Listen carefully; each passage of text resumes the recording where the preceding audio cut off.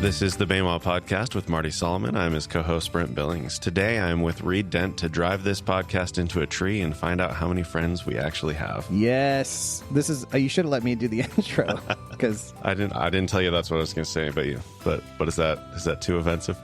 No, well, or it could be we're going to jump off a bridge and see how many friends we have.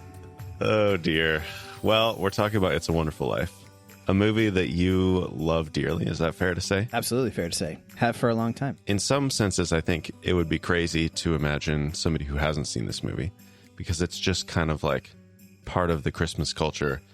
You've probably seen parts of it, at least. It's probably been on the background noise around the house around Christmas for most people. But we are going to just talk about this whole thing.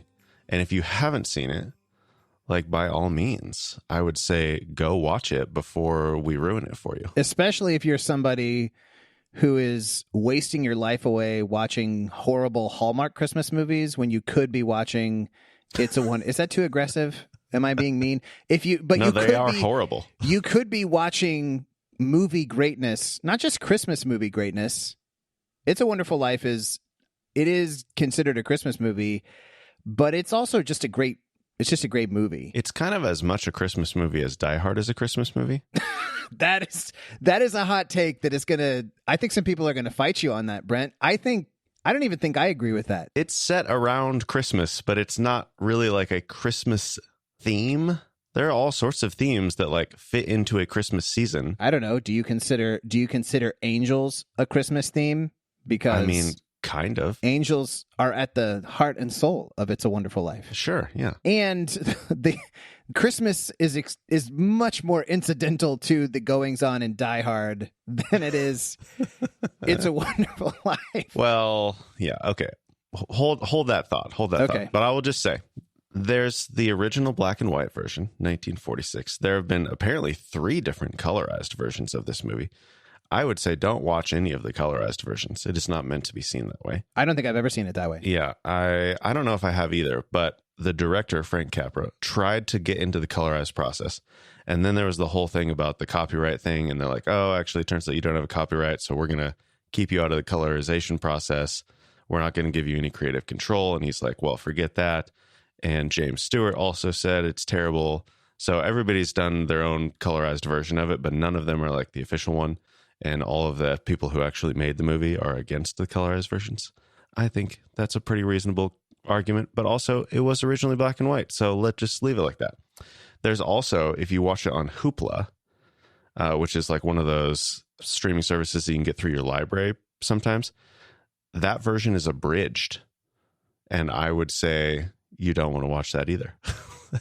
So how did you watch it, Reed? I was watching it on Amazon, and I was surprised to see that there were 2 options, the unabridged and the full version, the abridged and the unabridged, or unabridged is full.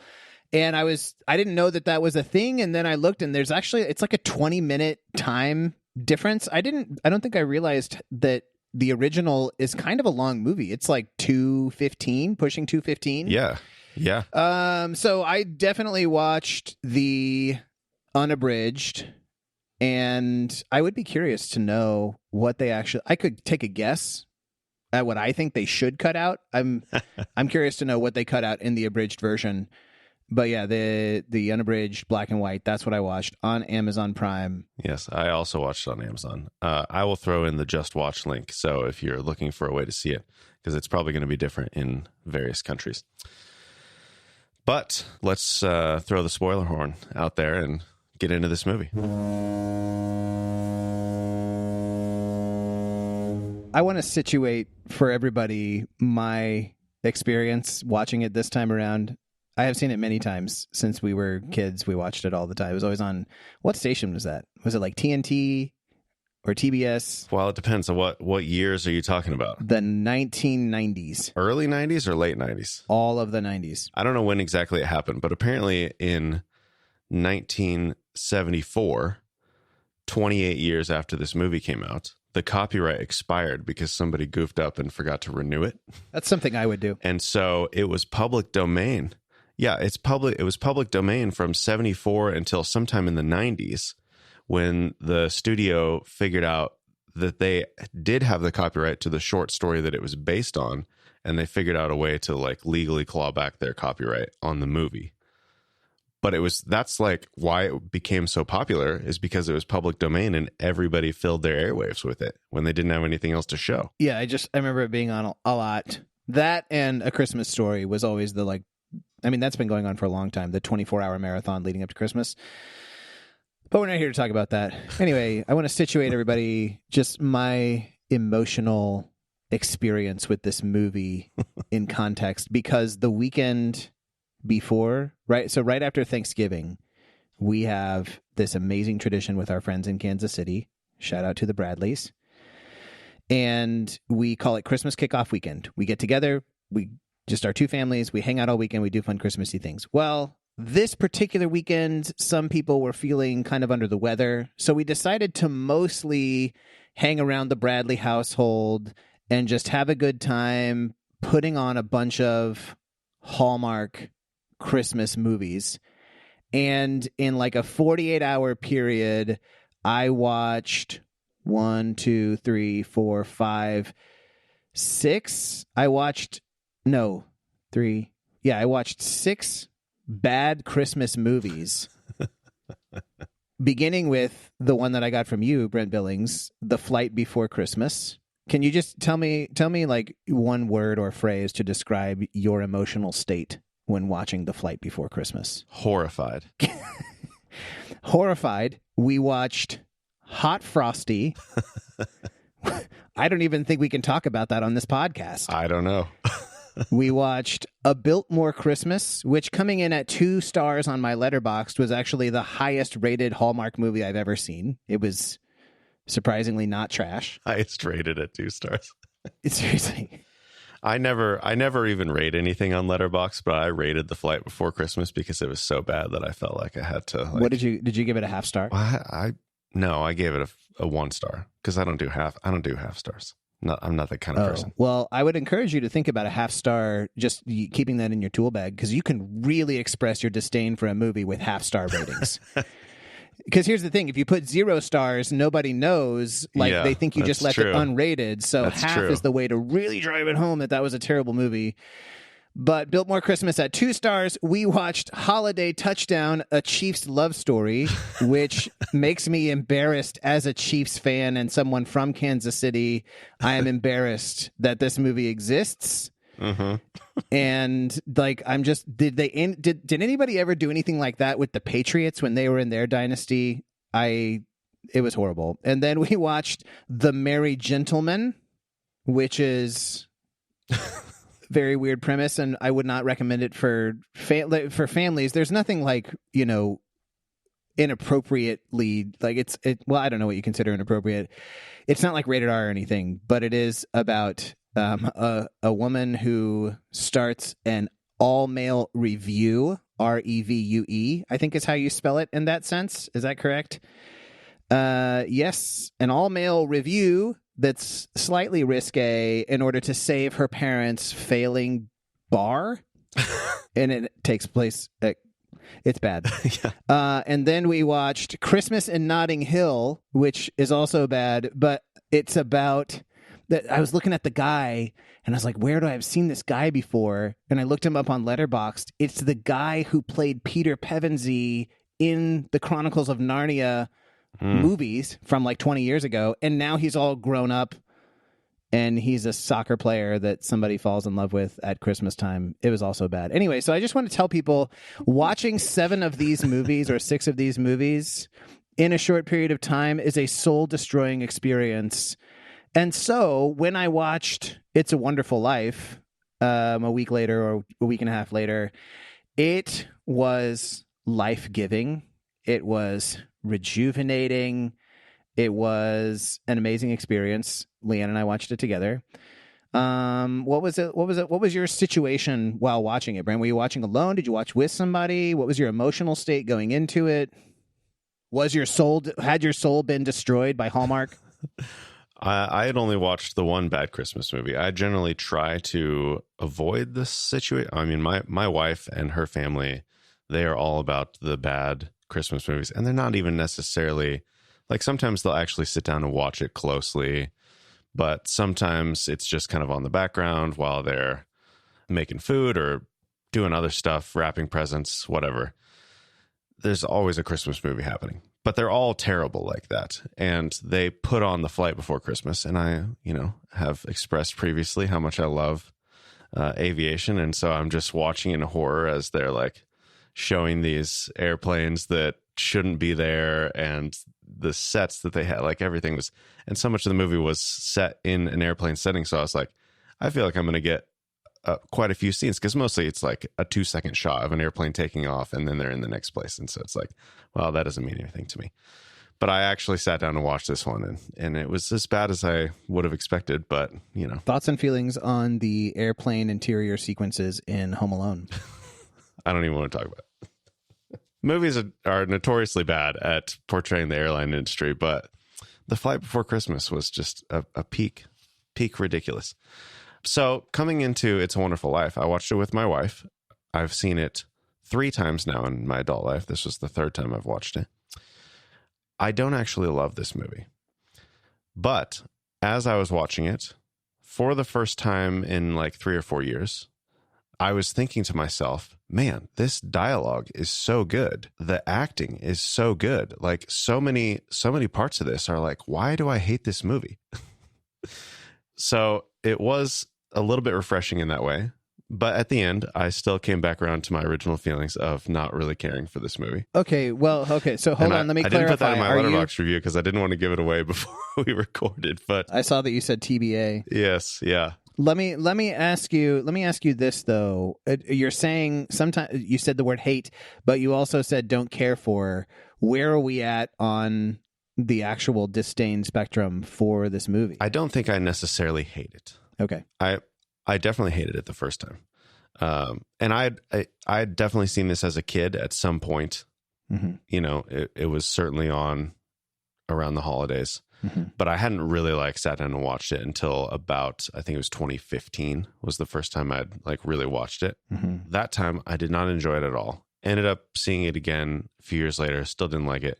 Watched it this time, still didn't like it, but I think every time I see it, I appreciate more of it. Do you hate it because you find yourself really sympathizing with the Potter character? Are you? Yeah, that guy just completely misunderstood. He's a saint of a man, and are you a real advocate for absolute unflinching profit motive at the expense of the poor and at the expense of the vulnerable? Is that what you're saying? Yeah, I think, he rightfully took the $8,000, and I think he should have walked into the safe and taken everything else. That is one of the most evil just courses of action. It's so mean. It's so terrible. Anyway, okay, but I need to dig in. I want to actually know why is that? I don't like George Bailey. He is so strangely inconsistent. He's so petty and mean in some of his scenes. In some scenes, he's like the sweetest man and the most caring person, the best member of their community. And then he turns around and is just like a monster. Do you mean like when he's had the worst day ever and he's lost the $8,000 and he's yelling at his kids? Is that what you mean? There's part of that, okay. I get it in some senses. But also, why is he taking it out on them? And he never explains the situation. To his children? Well, and his wife. Well, okay, but at this point, the idea of, I don't know how we want to call this, of killing himself, of suicide, that is already in his mind. That's already kind of a course of action that he's somewhat set on, because in the meeting that he has with Potter before that, and he's like, oh, you're worth more dead than alive. And there's that moment where it lingers on him and it's, okay, now he's kind of thought about this. I get that it would be a rational and the right thing to do, in terms of hey, this is what happened at work. We're in a lot of trouble. I get that. But I think it's also a real possible course of action and reaction that he finds himself suddenly everything is falling apart. He's completely desperate and he's so angry. Okay, think about the George Bailey character, all of his life from the beginning when we first meet him saving his brother, and all the way through, George is somebody who has ambition. He has, like, he wants to travel the world. He wants to see all the things. He wants to build big things and do important things. But at all of these junctures where that course of action is about to take off, something happens, and George makes the decision to stay and help the people at great expense to himself, right? Indeed. And I think the emotional thrust of, like, his complete breakdown at that critical scene when he's getting ready to jump off the bridge and what leads up to that is, like, he's just had enough. Even in his suicide, like, he's worth more dead than alive. Like, he's still taking care of the community in that action, or he thinks he is in taking that action. Sure. Yeah. No, he's doing it, yeah, for the sake of his family and for the building and loan. So, yeah, and I think it's just like, this is a man that life has not treated very fairly in many instances, and now he is very angry about that. Like, he's ready to end it, obviously, but there's, like, a great sense of injustice that's like, come on, man, like, I've tried to help everybody, and now my uncle, who's, like, this well-meaning but, like, I think low-key kind of an alcoholic character, and just, like, kind of harebrained, doesn't mean to, but, like, he's ruining my entire life, and I couldn't possibly have done more for everybody, and this is so unfair. And so, yeah, like, I'm not saying anybody should yell at their kids, but it makes sense to me that that's the reaction. You're yelling at your kids, you're yelling at your wife, you're storming out of the house. Like, that all makes sense to me. I wouldn't call that inconsistent. I would call that, like, the sort of, I don't know, that's the crux, that's the climax, that's the turning point. Yeah, that's how I see it. But are there other places where you see him being, like, petty or mean to people or inconsistent? When he goes to Mary's house. Oh, yes. Okay. When he's wandering around on the street, I'm like, what is going on, dude? Why are you being such a jerk? It's true. Okay, so yeah, I'm glad you brought up that scene. What actually, here's one thing that I think consistently the movie just does terrible with, and that is anytime George has to kiss anybody, particularly when he kisses Mary, but then there's a scene where he's also kissing his kids. He's just so really aggressive. He's a very violent kisser. Yes. Like, that doesn't look comfortable or enjoyable for anybody, George. Like, especially that scene where he's with Mary and they're like, yeah, it is. You are right. That scene emotionally, like, the tone is earlier in that scene when her mom is like, "What's going on down there?" and she's like, "He's making violent love to me, mother." And I'm like, gosh, that is. First of all, Mary's character of, like, surprised that she would say that because she's just so sweet and innocent seeming. No, she's like kind of snarky. She's a little bit playful. Yeah, but she's a little bit playful. That was the one where it's like, oh my gosh, she's like. She's packing a punch. I love that. I loved it too.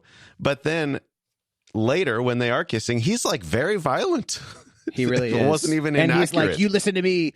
I'm not going to blah, blah, blah, blah, blah. And I'm not going to this and I'm not going to that. And once again, the subject is about, like, how he doesn't want to live in the small town. Like, there is always this seed of kind of, it's like resentment, right? That he's stuck there because of circumstances that are out of his control. And yet, like, at the same time, I think both things can be true, that he is stuck there against his will. And also, and there are moments where the emotion of that really comes out, the resentment comes out, and yet he still chooses to, like, do right with the situation that he's in. He uses the building and loan to help people get homes who otherwise wouldn't be able to afford homes because Potter would drive them into the slums and raise up the rent and all that kind of stuff. You know what I mean? So, but I do think, yeah, that is, like, probably the weirdest scene to me is that particular moment where, and he really is a jerk to her. Yeah. I mean, you're right about that. Like, he comes in and he's like, because what has just happened? I think the scene okay, you might need to cut out all the stuff that I said for the last 3 minutes. Yeah. I think what has just happened is the board meeting. He's gone to the board meeting. Oh, and they're going to ruin everything, and so he has to stick around. But they'll keep the building and loan afloat if George agrees to come on as the president. Yep. And that has happened. And so, of course, he does it because he doesn't want the building and loan to go under, because if it does, then Potter ruins the town. But that means that he's got to cancel his plans. And has Harry also just come home for with his wife, maybe? Yeah. I think Harry's just come home with his wife. And then they're having the party at his mom's house, and he leaves and he's upset. Yeah, because Harry was supposed to come back and take over. Oh, right. But then he gets married and he gets the job offer. Yep, at his father-in-law's plant doing research of something. Yep. Yeah, so that's why he is upset, and that's the defining tension between it's not inconsistent. This is just the defining tension at the root of George Bailey, is that he is an ambitious person who has desires and plans and hopes to go do big things and see the world, but can't ever share it with anybody else. Like he could explain that to Mary when he comes over. She's like, "What are you doing? Like, come inside." And he's like, "Sorry, I'm not having a great day. I just found out." And he never shares any of this stuff with anybody. Maybe. I mean, that might, I think that's also maybe part of the, I'm just imagining, like, if there were scenes like that where he was explaining if he ends up feeling kind of, I don't know, like whiny or complainy, or yeah, that's true. Like you don't want to make him seem self-righteous. I think that's one of the things about, like, and I actually think he's a pretty great hero character, because he's not completely perfect and virtuous, right? Where he just like does everything joyfully without any kind of like sense of being upset or anything like that. And the movie definitely compresses all of the time. Yeah. So the times that he, is in that joyful state is just kind of like montage stuff. Mm-hmm. And then we focus on the bad times. So Mm-hmm. That's fair. Yeah, so he's somebody but he's a hero who does the right thing, but you also, as the audience, see that it's like pitted against these desires to do other things. But he's not like, I think he's not complaining about it, because that might be too much. Like, he might become unsympathetic at that point if he's waxing about how unjust everything is to him. And I kind of like how you never get that speech about how it's all so unfair, and instead what you get is this explosive night where he like is horrible to everybody and decides that he would be better like dead than alive. But as you pointed out, there's still like the kind of somewhat, I guess, benevolent motive there that's like, well, at least somebody will get something out of me because of my insurance policy. You know what I mean? Yeah. And looking back to the 40s, it's like, I know my grandpa came back from World War II and he never talked about the war. So but George didn't go to the war. Well, I know he didn't go to the war, but I'm just saying, like, that was the general culture, is you just don't talk about your problems necessarily. Mm-hmm. So I just don't feel uncomfortable watching it, even though I sort of understand it in some ways. Well, yeah, I mean, there is like he does have an aggression at times. I think also, like, there's the Mr. Gower scene at the beginning where Mr. Gower is hitting him in the back room of the drugstore. Yeah. And I remember being a kid and like being kind of scared at that scene, especially when his ear starts bleeding, Yeah. And yet, like, he as a teenager at that point, or young teenager, is expressing like this strange capacity for compassion. Yeah. And he's like, you didn't mean to, like you're upset because you just found out you didn't mean to, and I didn't want you to go to prison and kill somebody accidentally with the poison. And it's this like extraordinary ability to be compassionate. Yeah. And I was like, well, at the same moment his ears are bleeding out. It is really remarkable. But I also wonder, like, does this scene play in 2024, like not just the abuse of it, but also like, is it the victim sympathizing too much with his abuser, Sure. Like, is it, I didn't know how that would play to some people. Well, and that scene would have been set in like the teens or the 20s, the 19 teens or 20s. Correct. Yeah. So that would have been even older, sensibilities. So yeah. So what do you like? Okay. That all makes sense. I get that, like, George Bailey is not always the most, he doesn't always do likable things. I get that. What about, though, when it comes to your feelings about this movie, when it comes to the end, right? When this, especially, and I was talking to Derek about this, and he had watched it recently too, and he said, "Oh, I think in my imagination, my memory from when I'd seen it a long time ago, that the whole bit about him experiencing the world as if he had never been born, he thought that was most of the movie, when actually it's not. Like it's really just the kind of final part of the final act, and so, but that is, I think, what the movie is kind of most famous for is." George getting to experience a world in which he was never born and see the negative effects of it. And then, of course, there's he comes back and he goes to his house and they have the party and everybody brings in the money, and it's like the whole community now is giving back to this man who has just given to them over and over and over again. What's your reaction to that? What's your experience of that scene? So the whole like flashback, or not flashback, the alternate reality situation, and they end up thinking that he's insane because he's talking about, like, oh, I know you and I know this, and they're like, what are you talking about? They all think he's insane. They want to put him in an asylum or whatever. I think they say that at some point. I feel like everybody would say that in the other part, like when he comes back to reality, he's like, oh, you wonderful building and loan, you wonderful tree, you wonderful, like all this stuff. And like, what is he talking about? He never explains himself yet again. What do you mean? Brent, this is a man who has woken up to the mystery and wonder of his own life. I know, but and so everything is full of that same mystery and wonder for him. The building and loan, the tree, the whatever the things are. And all of that is beautiful. But he goes home and he's like yelling at his kids and storming off. And then he comes back and he's like elated. And he never explains what's going on. And I also don't understand how his wife is the one who actually goes and gets all the money and saves the day. She's the actual savior. Like, he woke up to it. Mary is a hero. You're never going to get me to say anything bad about Mary. Mary is awesome. Mary is amazing. But also, side note, Donna Reed and I have the same birthday. Oh, beautiful. I found that out through Letterboxd. We have the same birthday. And the same name, of course. Hey, yes, exactly. But she saves the day, but how does she even know that he needs the money? I guess. Well, she talks to. I think she talks to. I think it even says, right? She talks to Uncle Billy. Oh, does she? And he mentions that he lost. I think he tells her that he lost the money.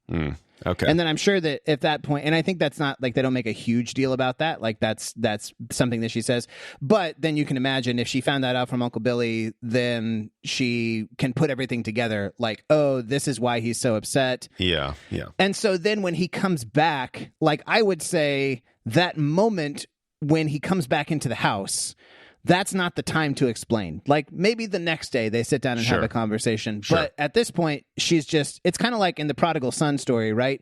When the son comes back, the dad just hugs him and throws a party. Yeah. And he'll hear what the son's been doing over on the other side. Like he'll hear about that some other time. But for now, he's just glad literally he's back. Was my husband who was dead and now he is alive. Yeah. So let's have a party. Ooh, I didn't realize it was going to be so prodigal son up in here. I was going to ask. I was about to ask, how do you tie this in? Why are we talking about this movie on the Bama podcast?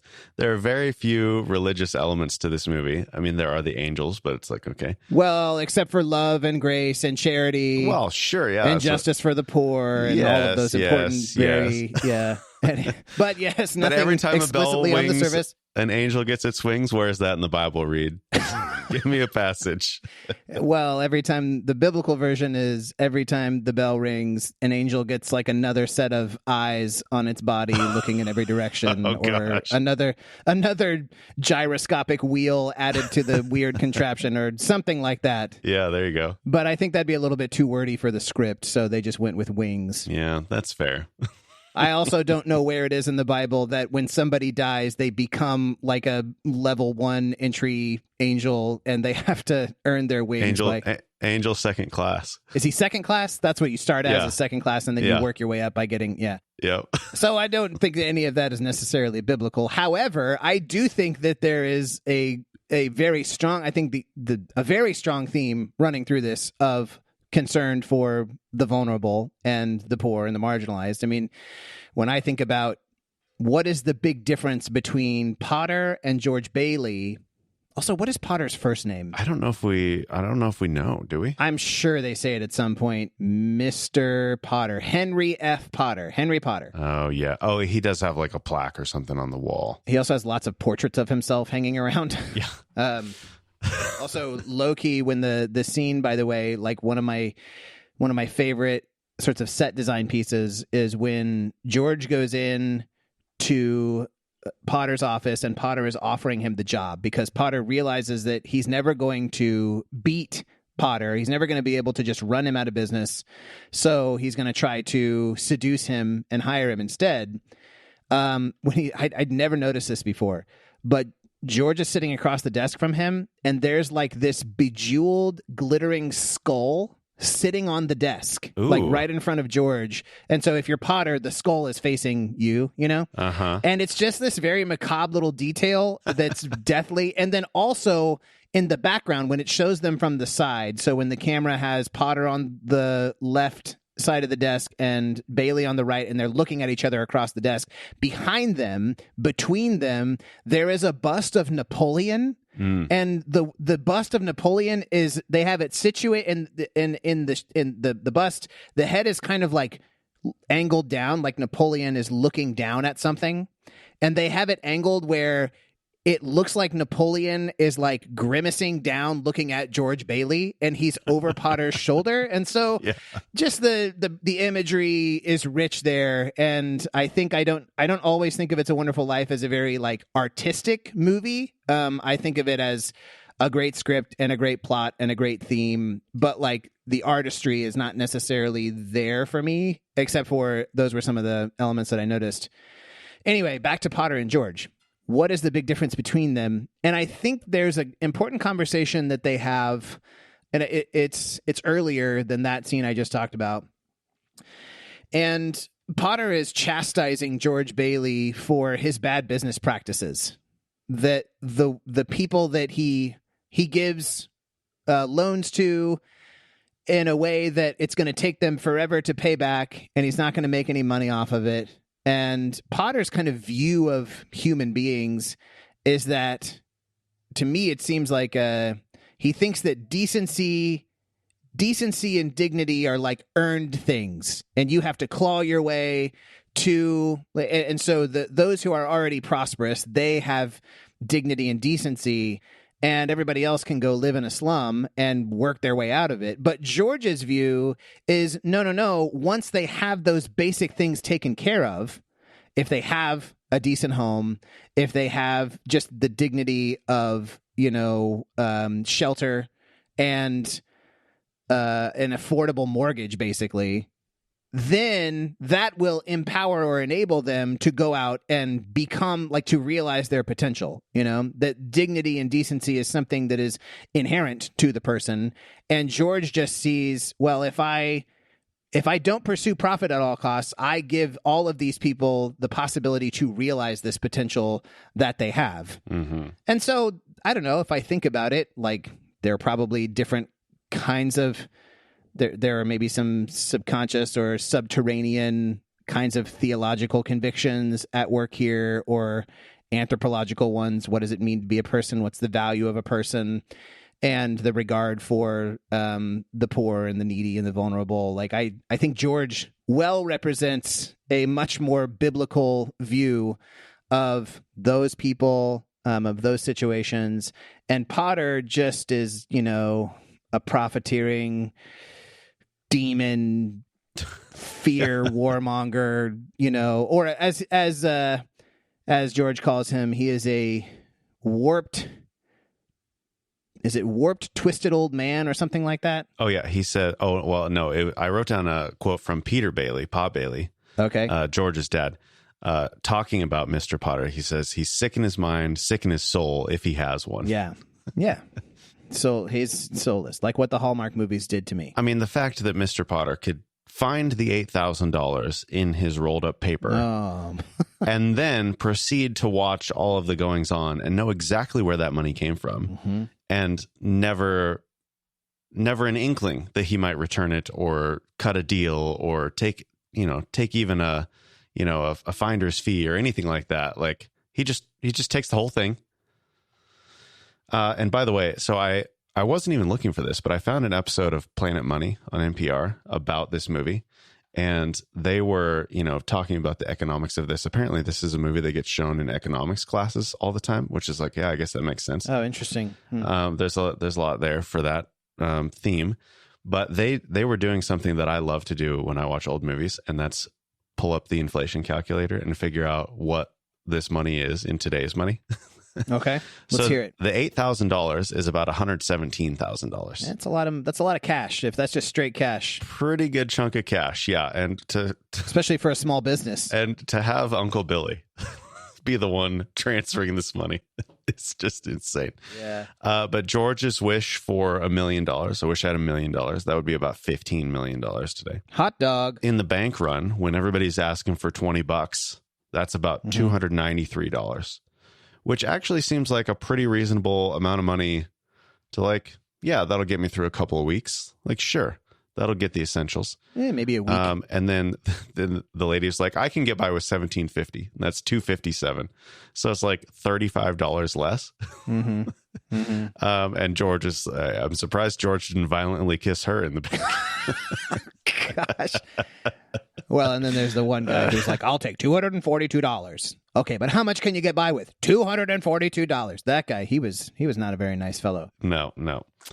But yeah, I love to do that with the money. And the offer of $20,000 a year that Bailey offered him, or that Potter offered him as a job, that's like $300,000 a year. Yeah. So that's real. Definitely tough to turn down. And it's, they have a nice house and they have a servant even. They don't actually say where this movie is set, presumably in New York, I guess, because they're talking about like Rochester and Bedford Falls. Yeah, well, yeah, Bedford Falls, but not a real city. Yeah. But presumably somewhere in the New York area, or at least New England. So still like a sign of wealth for sure. So it's not like they're running the building alone and they're like getting by on scraps. Like they're still doing okay. And yet he's still able to be incredibly generous and like help his community prosper. And I wanted to ask you about this. So the way they portray his alternate reality is that everything went wrong. There was literally nothing good. Nobody stepped up to do anything. Everybody died because you weren't there to save them. Like everything went wrong, which seems maybe a little extreme. It's like, okay, if George wasn't there, it seems like somebody else would have been like somewhat kind in some way, but everything goes wrong. So does this movie portray George as like a messiah figure, do you think? Well, first of all, let's not lean too heavily into like the realism. We're not trying to force this movie into realism. You mean angels aren't light pulsating galaxies? I think that it's maybe more of like a David and Goliath type figure, where Potter is Goliath, like instilling fear in the hearts of everyone and ready to come with his technological prowess and great physical might and just wipe everything out. And that George is like the one person who's in a position to actually be able to stop him by virtue of the fact that like the building and loan is in the real estate business. And so is Potter's company. And they're just two extremely opposed value sets. So I think, I don't know that I would call it messianic or not. I mean, I think it feels more like the David and Goliath. Here's the small guy with a lot of heart who does not fear Potter. And I think that's a big thing because in the board meeting scene, you get a sense that like these other board members, whoever they are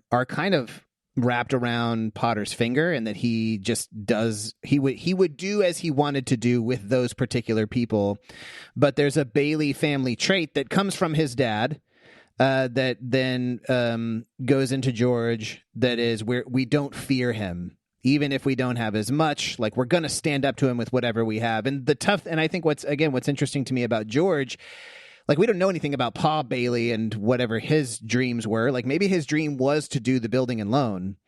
But George, we know, like he wanted to get out and like see the world. And even like Potter is playing on those ambitions and desires when he offers him the job, talking about trips to Europe and all that kind of stuff. Yeah, George was carrying around pamphlets of like every continent at various points. Oh, yeah. Like he dreamed of the whole world. The whole world. I mean, the first time you meet him as Jimmy Stewart, he's getting a giant piece of luggage that he wants to put stickers all over from all the places he's going to go. Yeah.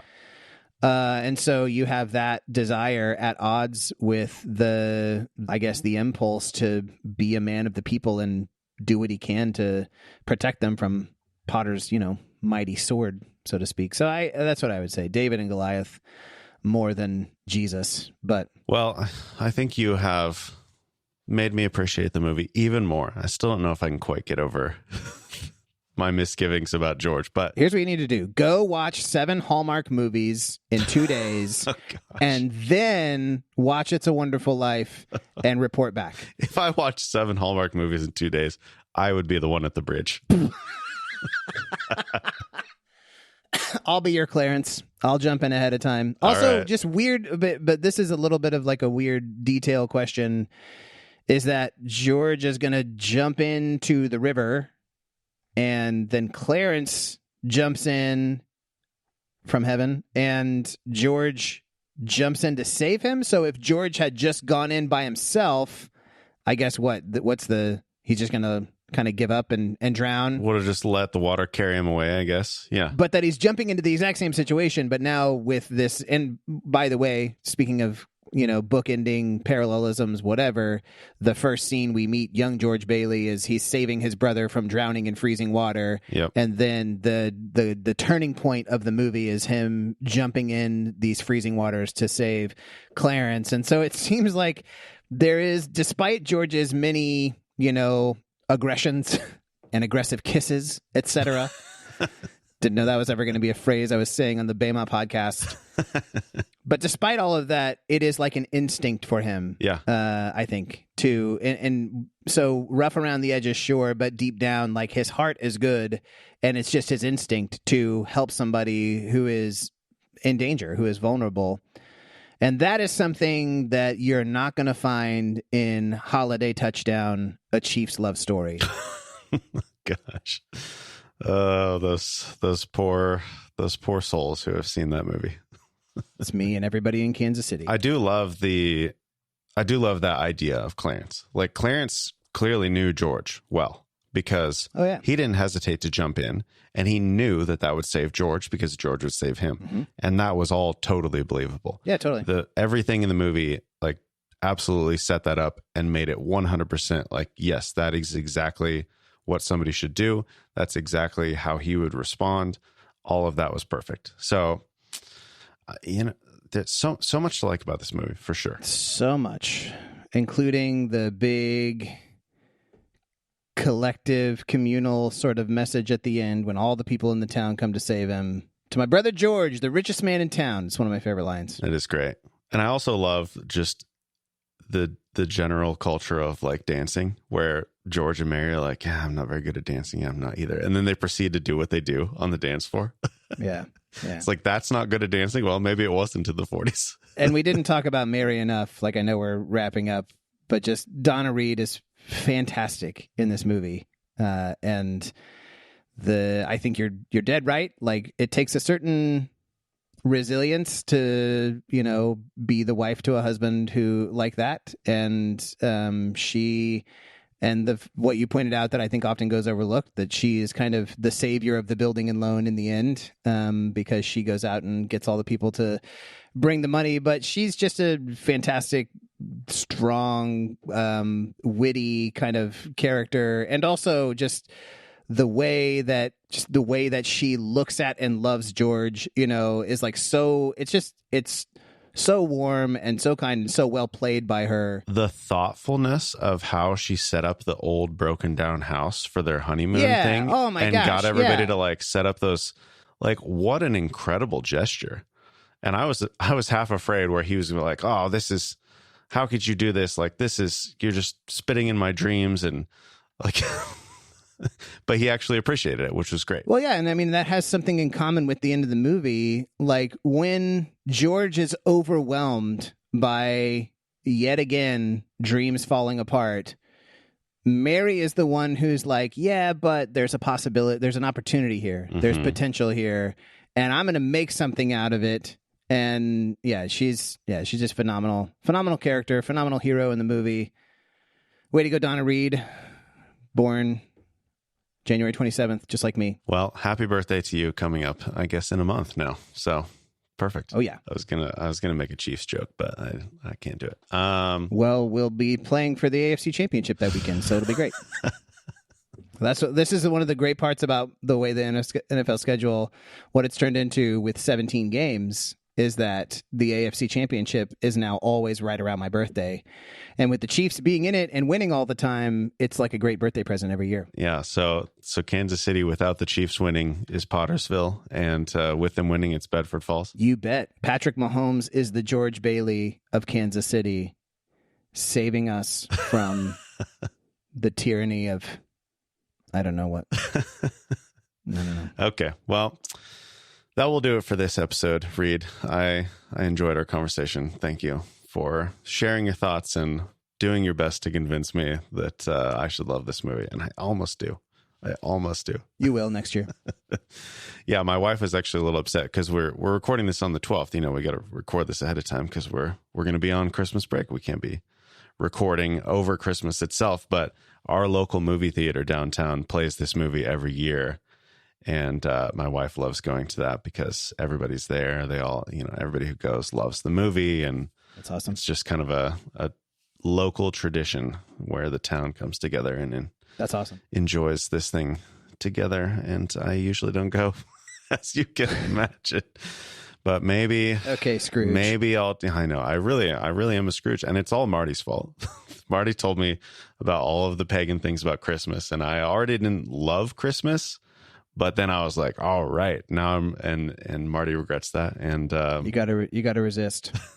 Resist Marty's Scroogey, biblically informed ways, and just let yourself, pagan or not, go with the season. It's a great time to be alive. See, I already had the heart of the Scrooge, and Marty just gave me permission to, be a little more open about it. So, but I think he would not do the same thing today. So no, it's all my fault. I take personal responsibility for it. Merry Christmas. Keep it in your heart all year long. By the time you're 40 like me, you might love Christmas just as much as I have come to love it. Ask Leanne about how I was, earlier on, because I was also like, nah. But okay, now I love it. It's great. She told me this was my most Christmassiest year yet. So okay. I'm doing well. I know that I won't get my wings with that attitude. Ding, ding, ding, ding. All right. Well, you can find more details about our show at BamOnDiscipleship.com. This is not a normal episode for us, but check out some of the other stuff we do. It's pretty great. We have a good time. And Merry Christmas, you wonderful Bama listeners. We'll talk to you again soon.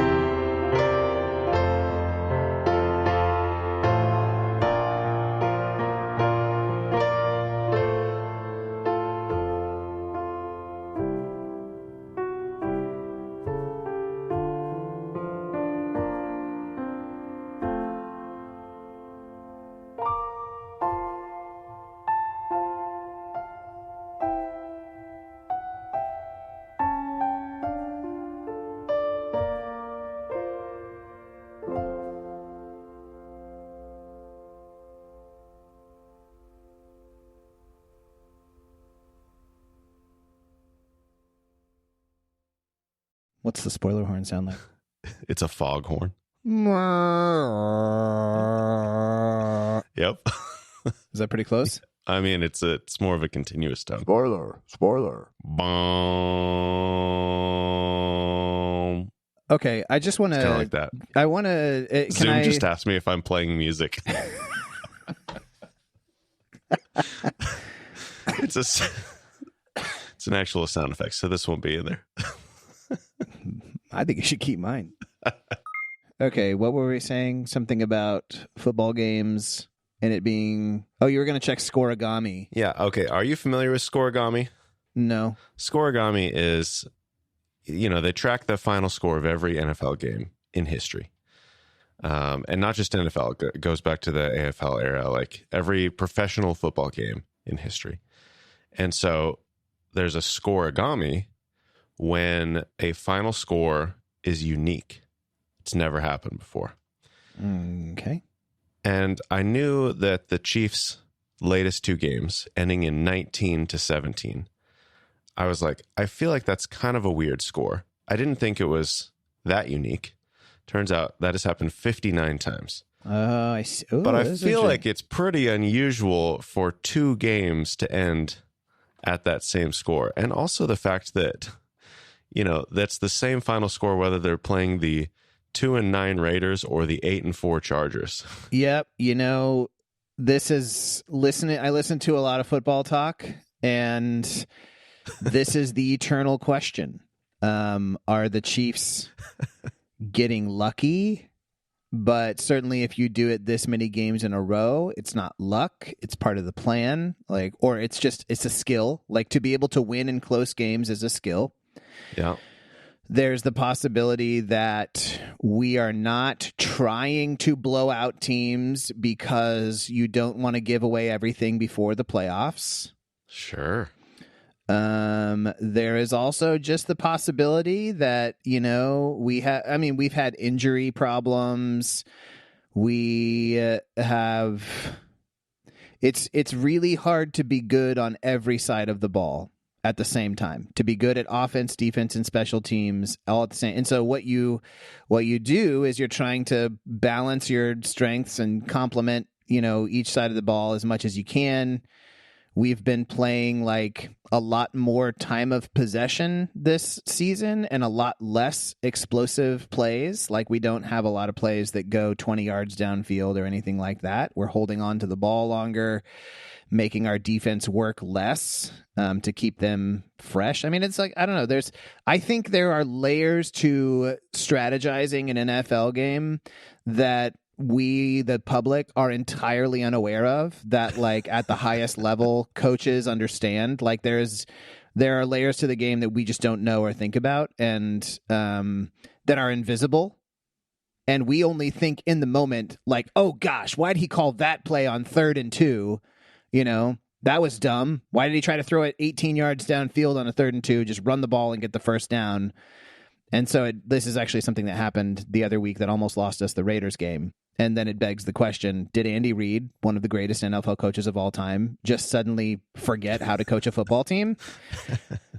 Or is it possible that there are things going on that he has in mind where he's willing to accept a failed result on the play because it is good strategically for other reasons that we don't understand? And I'm perfectly willing to accept all of that. I am also willing to accept it, especially in the Chiefs case, because the proof is in the pudding. We are consistently winning. We have back-to-back Super Bowl titles, blah, blah, blah, blah, blah.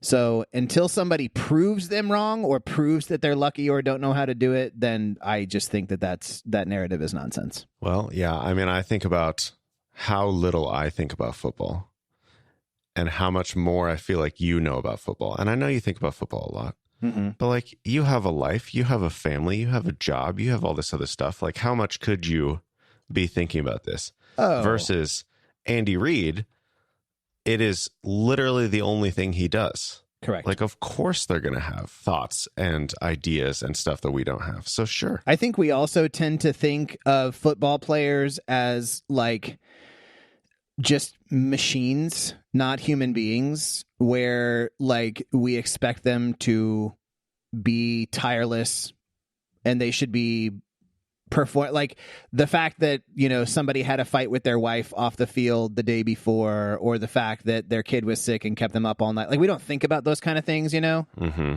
And they don't tell us those kinds of things. No, they definitely don't. That's part of the professionalism. You know, you don't blame those kind of things. But there's no way that doesn't affect you, or just the sheer unrelenting week after week. Like, it takes a toll, this is actually one of the possible reasons that I think Travis Kelce has not had like an incredible year.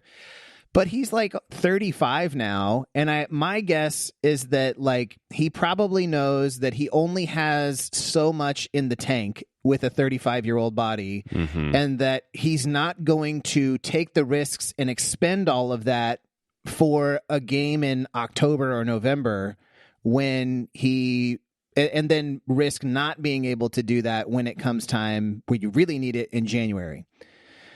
So those are things that we often don't think about. Anyway, let's talk about Christmas movies now. Brent. Are we doing this pre whatever? Football talk? Yeah. I got to put the football talk at the end. No, you don't have to. This is not football talk that's worth putting on there, especially if Marty's not here for me to just. I actually don't know if I would roast him mercilessly right now. You can't kick somebody when they're down. No, well, actually, and Marty, he doesn't need me to. Like, we talk about this offline a lot. And the thing is, the Bengals, by the way, they have an amazing offensive football team. Like, Joe Burrow and Jamar Chase are having career years. They're playing phenomenally. They're scoring a lot of points. They're just falling apart everywhere else, like on defense and special teams. And so that is making it really hard for them to. So it's kind of funny because Joe Burrow is like the stat leader in several major categories across the NFL, and yet they've only won 5 games, but not all of that is under his control. Anyway, so I think Marty just feels very frustrated and disappointed. Also, I know that if I brought it up to Marty right now, in this context, he would immediately fire back and start telling me about how the Chiefs are a middling team that's an imposter and barely wins and blah, blah, blah. Well, I will say this. You know, they're 12-1 right now. There's still 4 games left in the regular season. So Correct. Who knows what's going to happen. But so far, 10 of their 12 wins have come at a touchdown or less. If they go on to win the Super Bowl. Longest streak in NFL history, by the way. Oh. Going back to last season, I think we have had... Not all of the wins are that less. You know, they beat the 49ers by 10. But games that have been one score, we have not lost a one-score game. Oh, I see. We've lost 2-score games. Like the Bills is the one loss we have. That was a 2-score game. 9 points. Yeah. So we've lost, but every 1-score game that we've had in like the last 17 games or something, we've won all of them. Well, I'm just thinking the point differential that they're working with right now. If they go on to win the Super Bowl, I would bet that they are the Super Bowl winning team that has the lowest point differential of any team in Super Bowl history. Oh, definitely. I mean, a team of our record, like we have historically low point differential. Luckily, you know, at the end of the day, the stat that matters is the one that's measured with the letter, not the one that's the points. But, I mean, would I like to be scoring a lot more points?